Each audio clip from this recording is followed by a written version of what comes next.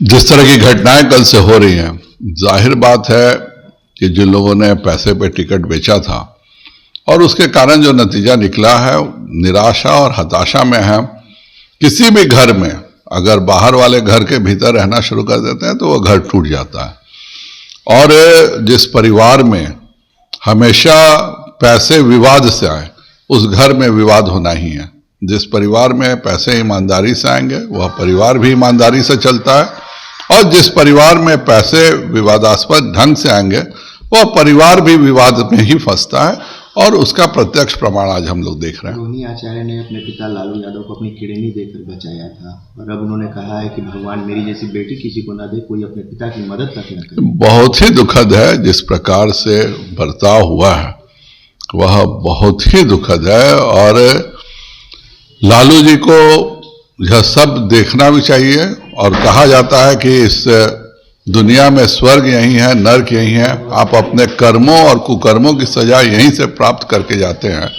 इसका हम प्रत्यक्ष प्रमाण दे रहे हैं कि जिस बेटी ने सब कुछ अपने पिताजी के लिए किया, आज उसी के घर से, मैं तो वो शब्द का प्रयोग नहीं कर सकता हूं जिस शब्द का प्रयोग करके वह बोली है कि मुझे उस तरह से मार करके निकाला गया। यह न बिहार की परंपरा है, न यह इस देश की परंपरा है। और इतना घटिया काम केवल वही कर सकता है जिसके दिमाग में 100% घटियापन हो, वरना आज तक हम लोगों ने किसी क्रिमिनल के बारे में, किसी गुंडे के बारे में, किसी हत्यारे के बारे में भी नहीं सुना है कि वह अपनी बहन के साथ बदसलूकी किया हो। जन स्वराज के जो है पवन वर्मा, उनके द्वारा कहा गया कि वर्ल्ड बैंक के 14,000 करोड़ रुपए बिहार विधानसभा चुनाव में दिए गए हैं। पवन वर्मा जी को यह जानकारी लगता है अचानक मिली है, तो यह उनका प्रॉब्लम है। बिहार की तरक्की में बहुत सारे योजनाओं में राशि केंद्र सरकार से भी ली जाती है, अंतर्राष्ट्रीय मुद्रा कोष से भी लिया जाता है, और विभिन्न योजनाओं से, विश्व बैंक से भी लिया गया होगा योजनाओं के लिए। इसमें क्या बुराई है?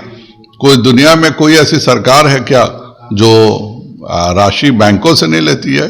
क्या कोई यह घोटाले की रकम है? क्या यह कोई गलत तरीके से ली गई रकम है? आप किसी भी परियोजना के लिए राशि लेते हैं और उसका उपयोग करते हैं। एक अलग से फंड ही बना था जीविका दीदियों के लिए केंद्र सरकार और बिहार सरकार के द्वारा।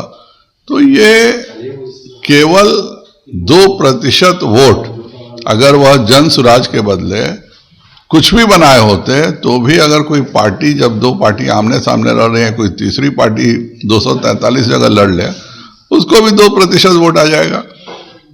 दिक्कत यह है कि जन सुराज शुरू से ही सब जानते थे कि यह शून्य पर आउट होगी। यह केवल मीडिया की, सोशल मीडिया की पार्टी है। इसको करोड़ों रुपए सोशल मीडिया में और मीडिया चैनल्स पे इंटरव्यू के लिए दिए जा रहे हैं। वो तमाशा हुआ, तमाशा खत्म हो गया, जनता तो जहां जाना था वहीं गई। शरद पवार कह रहे हैं कि चुनाव के पहले जो महिलाओं को 10,000 रुपए की राशि मुख्यमंत्री नीतीश कुमार द्वारा दी गई, वो एक तरह का भ्रष्टाचार है। आपने कहा था कि आप 30,000 रुपए देंगे। जन स्वराज ने 20,000 का एक क्रेडिट कार्ड पूरे बिहार में बांटा है। हमने बिल्कुल स्पष्ट शब्दों में कहा कि हम 10,000 रुपए योजना के लिए दे रहे हैं, और उसके बाद आप अपनी योजना बताइए, 2 लाख रुपए देंगे। इसको इस प्रकार की बातें करना, भ्रष्टाचार इसको जोड़ना, वो लोग हैं जो लोग घोटाले करते हैं।